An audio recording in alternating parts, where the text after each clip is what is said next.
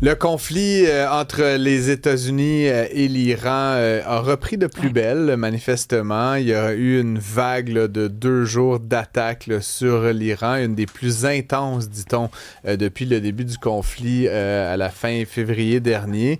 Il y aurait eu 170 cibles iraniennes qui auraient été visées. Et là, les Iraniens menacent de s'en prendre à des infrastructures, même jusqu'à Israël éventuellement. C'est quand même intense. Oui, c'est très intense. Puis ce qui circule, c'est l'espèce de complot iranien qui viserait à tuer Donald Trump. C'est incroyable, cette affaire-là. Georges arrive ici, tout feu, tout flamme, à la course. L'ami.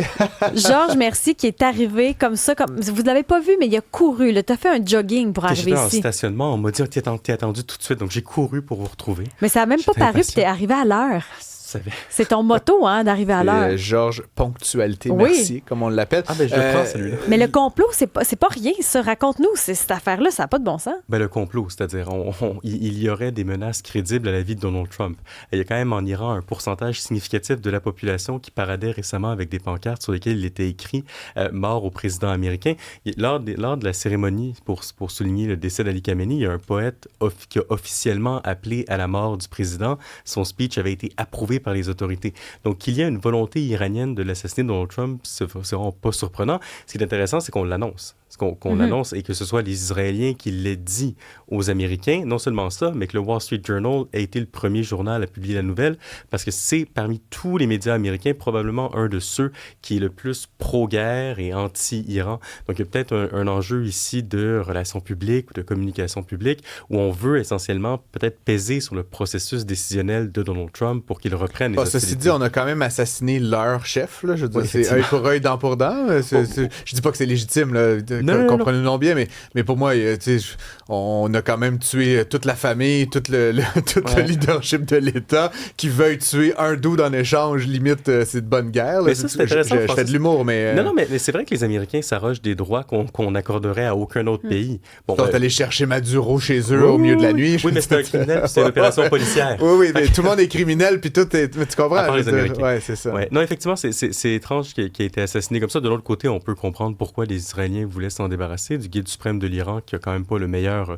le passé le plus sympathique au niveau du terrorisme mondial. Mais en même temps, il y en a plusieurs qui disent que ce serait pas Israël qui aurait convaincu Donald Trump d'embarquer là-dedans. C'est compliqué de départager le vrai du faux. Ce qui est intéressant par rapport au conflit en Iran, c'est que dès que Donald Trump en parle, il répète toujours « les Iraniens n'auront pas d'armes nucléaires ». Puis normalement, en politique étrangère, Trump est très transactionnel. Vous savez, on peut s'accommoder, on va faire un accord, peut-être que vous pouvez faire bénéficier les compagnies américaines, et donc je suis prêt à fermer les yeux sur une panoplie d'autres choses.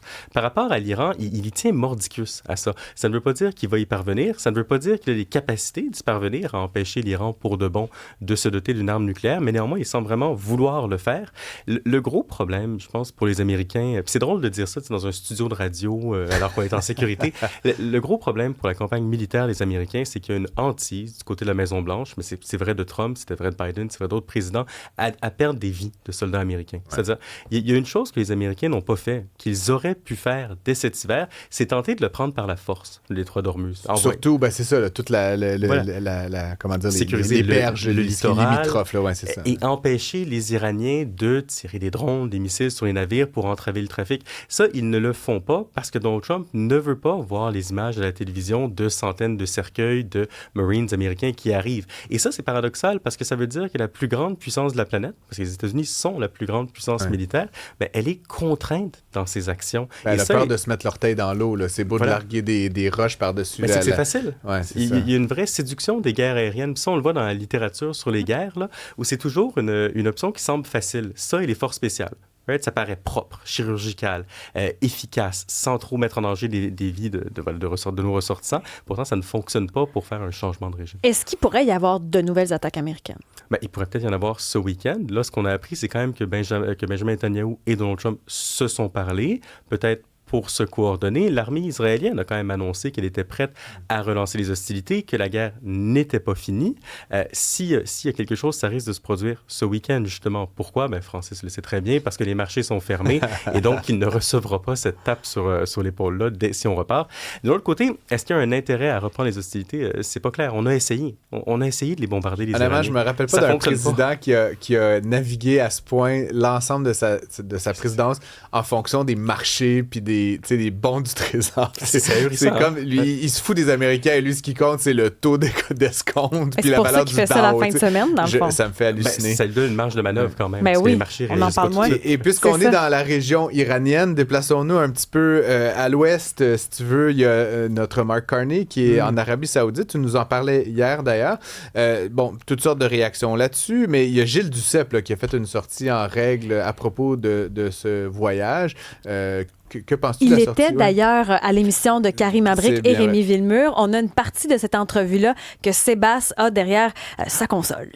Et je pense, moi, il faut réagir à des attitudes semblables telles qu'a eu M. Carney. Je n'ai pas dit de mettre fin aux relations diplomatiques ni économiques, mais donner la visibilité qu'il a donnée à l'Arabie Saoudite en disant, entre autres, vous savez, je suis venu il y a 17 ans, je pense qu'il a dit. Et les choses ont beaucoup changé. Ah oui?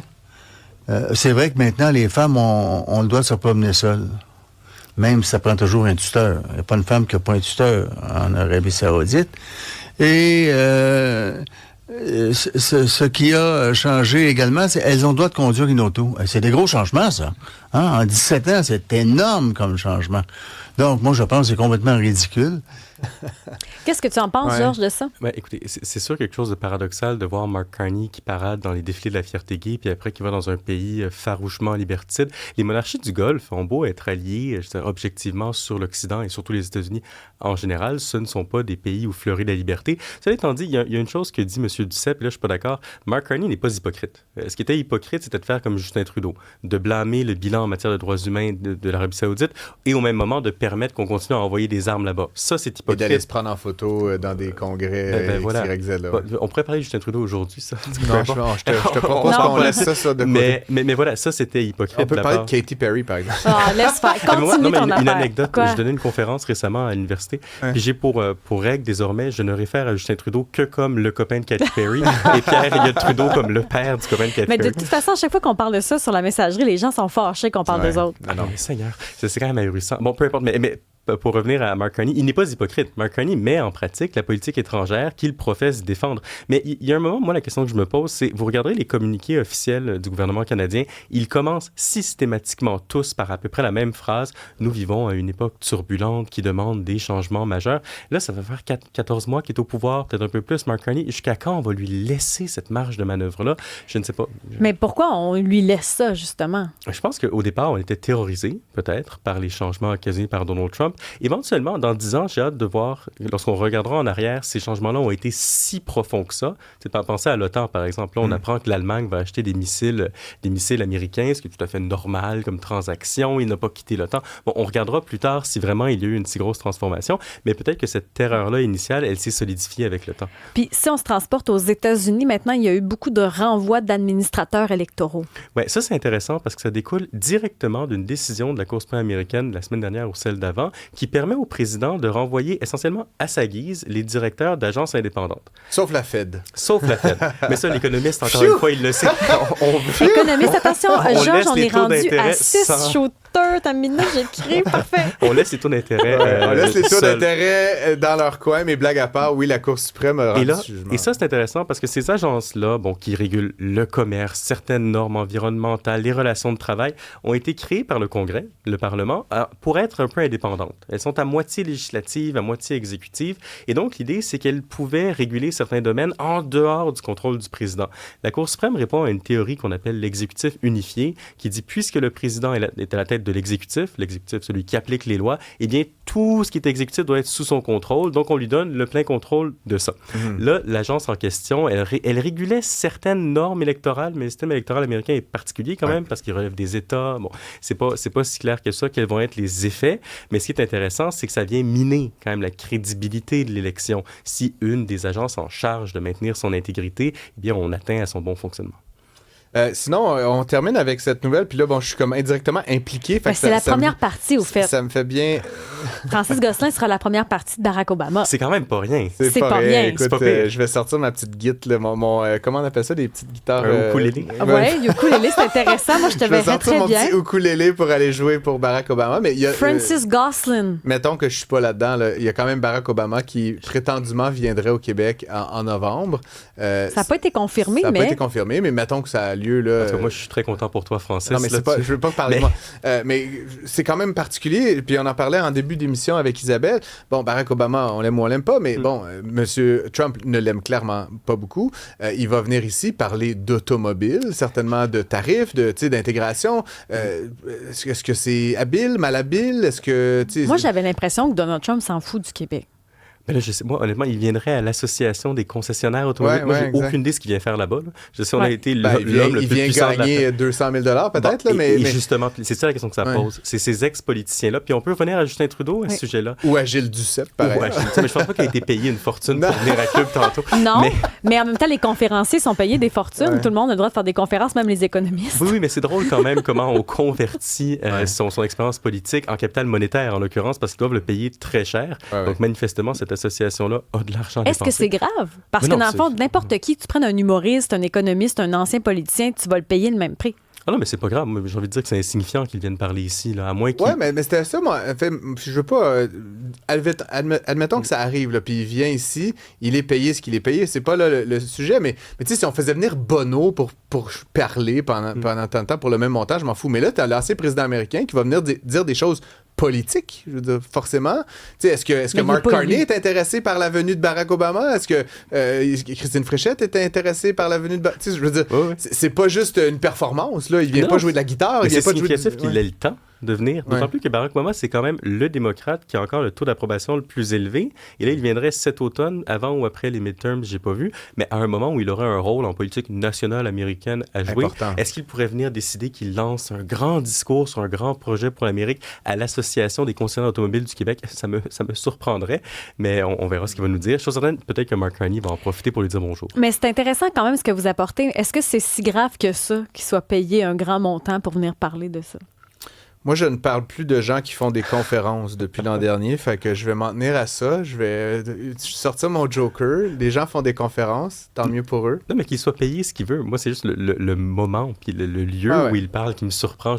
Dans ma tête, j'aurais l'impression qu'un ancien président américain qui a des responsabilités, qui manœuvre en coulisses pour essayer de déterminer le prochain candidat démocrate à la présidentielle, a mieux à faire que venir nous parler avec tout le respect que j'ai pour le Québec. En même temps, on a un ancien premier ministre qui est sur des yachts, qui va à Coachella, qui va... Ils n'ont pas la même profondeur intellectuelle. Justin Trudeau retourne à son état naturel. Politiciens.